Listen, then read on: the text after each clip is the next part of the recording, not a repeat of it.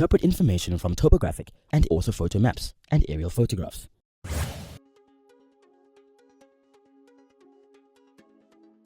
Topographic maps use symbols, shading, and contour lines to represent the landscape. In order to interpret a topographic map, we need to be able to read the symbols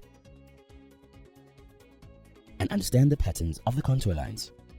When using a topographic map to describe a landscape, look at the patterns of contours and rivers. Remember that the closer together the contours are, the steeper the slope. We can use the symbols on a topographic map to describe land use. We can tell from the symbols whether an area is covered with vineyards or with cultivated lands. We can look for symbols that may indicate mining takes place, or see where golf courses or sports stadiums are located.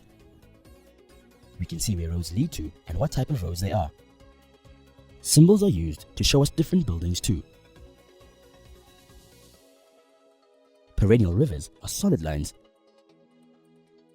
while non-perennial rivers are broken lines.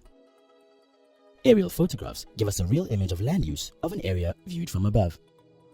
On photographs, different shades, shapes, textures, and tones will give you clues to help you identify landscape features. For example, river courses have twists and bends. Tall trees show up darker than short shrubs, and water is darker than soil. Other landscape features include the drainage, landforms, and vegetation of the area. Orthophoto maps combine features of aerial photographs and topographical maps.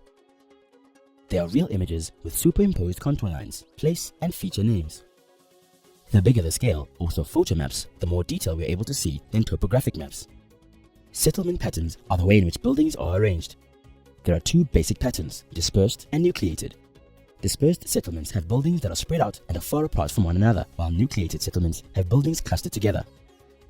On a topographical map, where there are many buildings clustered together, as in a city, the area is shaded grey and individual buildings are not shown. Photographs are real images and will show individual buildings. Need more help?